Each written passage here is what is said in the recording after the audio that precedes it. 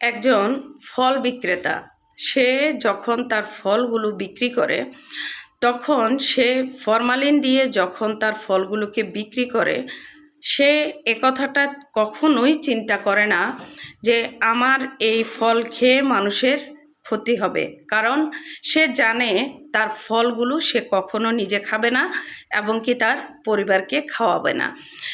সেই তার ফল কিনা টাকা নিয়ে যখন একজন মাছ দোকানদারের কাছে যায় আর সেই মাছওয়ালা অনুরূপভাবে যখন তার মাছগুলোকে ফরমালিন দিয়ে বিক্রি করে, তারও কিন্তু একই রকম চিন্তা থাকে যে আমি তো এই মাছ খাবো না, আমার পরিবারকেও খাওয়াবো না, তাহলে কারো যদি কোনো প্রবলেম হয় তাহলে আমার কি।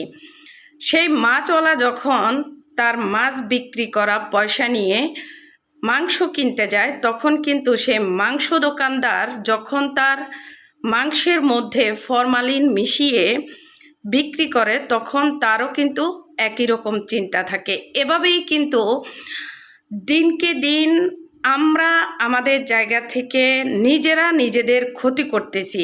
আমি হয়তো ভাবতেছি যে আমি অপরাধ করে আমি বেঁচে যাব, কিন্তু বিষয়টা এরকম না। বিষয়টা হচ্ছে আমি যা আজকে করব সেটা কিন্তু ঘুরে ফিরে আমার কাছেই আসবে।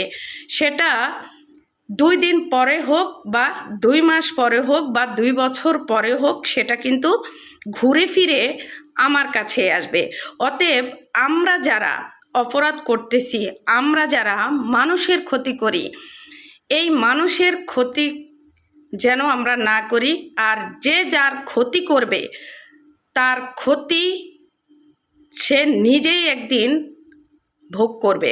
কারণ হচ্ছে ওই যে একটা কথায় আছে, পাপ বাপকেও ছাড়ে না। আপনি আপনার অপরাধের শাস্তি আজকে না হোক আগামী দিন হলেও কিন্তু পাবেন।